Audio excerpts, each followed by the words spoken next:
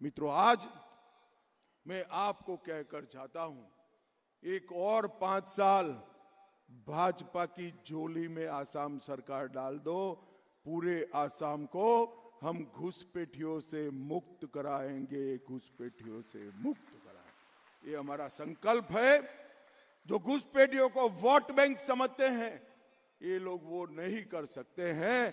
घुसपैठिया देश की सुरक्षा के लिए, आसाम की संस्कृति के लिए बहुत बड़ा खतरा है, ऐसा मानते हैं, वो ही कर सकते हैं। और ऐसा मानने वाला भारतीय जनता पार्टी अकेली पार्टी है मित्रों, और कोई पार्टी ऐसी नहीं। तो फिर से एक बार श्रीमद शंकरदेव और माधवदेव के सभी अनुयायियों को मैं हृदय पूर्वक बधाई देना चाहता हूं।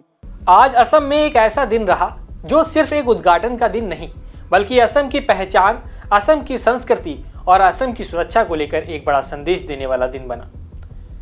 नौगांव के बटा द्रवा स्थान पर केंद्रीय गृह मंत्री अमित शाह पहुंचे, लेकिन उनके संबोधन में जो बात सबसे ज्यादा गूंजी वह थी घुसपैठियों पर कड़ा प्रहार और असम की सांस्कृतिक धरोहर के सम्मान का संकल्प। अमित शाह ने मंच से साफ कहा, हेमंत बिस्वा शर्मा ने असम को बांग्लादेशी घुसपैठियों से 1 लाख बीघा जमीन मुक्त कराई है और पूरे देश से हम घुसपैठियों को भगाएंगे। नमस्कार, मैं हूं अभिषेक त्रिपाठी और आप देख रहे हैं सरकारी मंथन, जहां हम आपको सिर्फ खबरें ही नहीं दिखाते, बल्कि उस खबर का मंथन करते हुए एक नया नजरिया आपके सामने लेकर आते हैं। अब यह बयान सिर्फ राजनीति नहीं था, ये एक सुरक्षा संदेश था।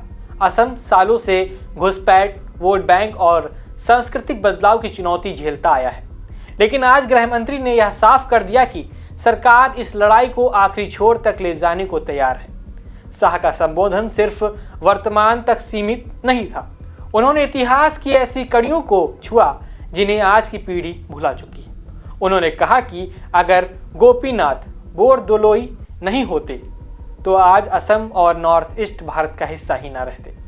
गौर करिए, भारत के पहले प्रधानमंत्री जवाहरलाल नेहरू पर कभी दबाव डालने की ताकत रखने वाले ये वही नेता थे जिनके फैसलों ने असम को भारत में बनाए रखा। यानी शाह ने असम की जनता को बताया कि असम सिर्फ एक राज्य नहीं, देश की सुरक्षा व एकता की कुंजी रहा है। और आज जब 227 करोड़ रुपए की लागत से बने पुनर्विकसित श्रीमंत शंकरदेव अभिभाव क्षेत्र का उद्घाटन किया गया तो मंच पर राजनीति की टकराहट नहीं, बल्कि असम की सांस्कृतिक आत्मा बोलती दिखाई दी।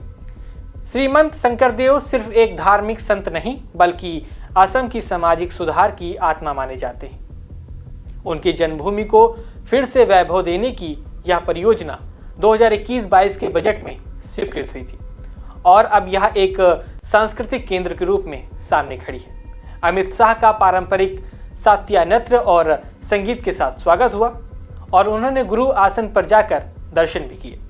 यह दृश्य सिर्फ राजनीतिक नहीं था, यह असम की आस्था और परंपरा के प्रति सम्मान का प्रतीक था।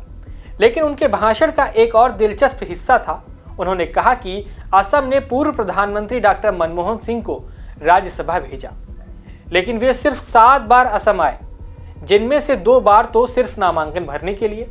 यानी उनके शब्दों में संदेश साफ था, जो लोग घुसपैठियों को वोट बैंक मानते थे वे असम की रक्षा कभी नहीं कर सकते। यानी उनके शब्दों में संदेश साफ था, जो लोग घुसपैठियों को वोट बैंक मानते हैं वे असम की रक्षा कभी नहीं कर सकते। इस एक लाइन ने आज के राजनीतिक माहौल में नई बहस को जन्म दिया है। क्या वोट बैंक की राजनीति सुरक्षा के सवाल पर भारी पड़ सकती है? क्या घुसपैठियों और असम की सांस्कृतिक पहचान के बीच सीधा टकराव है? शाह ने मंच से इसे बेहद साफ तरीके से कह दिया। असम में शांति और उग्रवाद, यह 2 शब्द हमेशा एक दूसरे के विरोधी रहे, लेकिन शाह ने बताया कि केंद्र सरकार ने जितने शांति समझौते किए हैं उनमें से 92% शर्तें पूरी की जा चुकी हैं। यह बात बड़ी है क्योंकि नॉर्थ ईस्ट में विकास तभी आता है जब बंदूकें शांत होती हैं। उन्होंने दावा किया कि असम में आज शांति है और इसी शांति की वजह है उद्योग, सड़क, संस्कृति और पर्यटन सबकी रफ्तार बढ़ी है। गुवाहाटी में नई सुरक्षा व्यवस्थाओं का जिक्र भी अहम रहा है।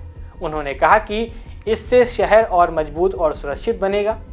मुख्यमंत्री हेमंत बिस्वा शर्मा ने भी परियोजनाओं को असम की सांस्कृतिक धरोहर के सम्मान का प्रतीक बताया। असम के नाम, घर, सत्र और सांस्कृतिक विरासत को सुरक्षित रखने का यह प्रयास राज्य की पहचान को फिर से नई चमक देता है। तो आज का सवाल यह है कि क्या असम अब सच में घुसपैठ से मुक्त होने की दिशा में बढ़ रहा है? क्या सांस्कृतिक पहचान की रक्षा राजनीति से ऊपर उठकर विकास का आधार बनेगी? और क्या केंद्र और राज्य की इस साझेदारी से नॉर्थ ईस्ट का नया अध्याय शुरू हो चुका है? आपकी इस खबर पर क्या राय है, हमें कमेंट बॉक्स में जरूर लिखकर बताइएगा। मैं हूं अभिषेक त्रिपाठी और आप देख रहे थे सरकारी मंथन। नमस्कार।